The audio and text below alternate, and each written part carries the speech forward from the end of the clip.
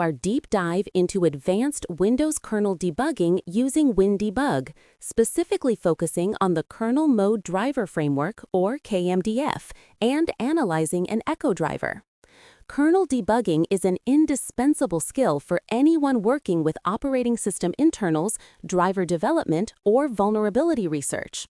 It allows us to peer into the very core of Windows, observing how the kernel manages resources, processes I/O, and interacts with hardware. WinDbg, Microsoft's powerful debugger, stands as the premier tool for this task. It offers unparalleled capabilities to inspect memory, execute code step by step, and analyze complex data structures within the kernel. Today, we'll unravel the intricacies of a KMDF Echo Driver, a common example used to illustrate basic driver functionality. Understanding this foundational driver will equip you with the methodologies to debug more complex kernel mode components, providing insights into their behavior and helping diagnose elusive system issues.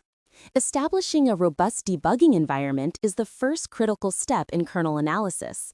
This typically involves two machines, a host machine running WinDbg, and a target machine where the driver under test, such as our KMDF Echo Driver, resides.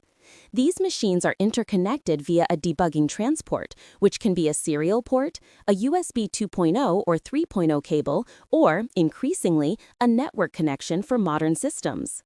For network debugging, you'll need to configure the target machine's boot configuration data, or BCD, using commands like bcdedit -debug on and specifying an IP address and port. On the host, WinDbg needs to be installed, ideally with symbol server paths configured to Microsoft's public symbol server to resolve function names and data structures. This setup ensures WinDbg on the host can communicate with the kernel debugger on the target, allowing for seamless breakpoint setting, memory inspection, and execution control across the two systems, forming the foundation for our advanced debugging techniques.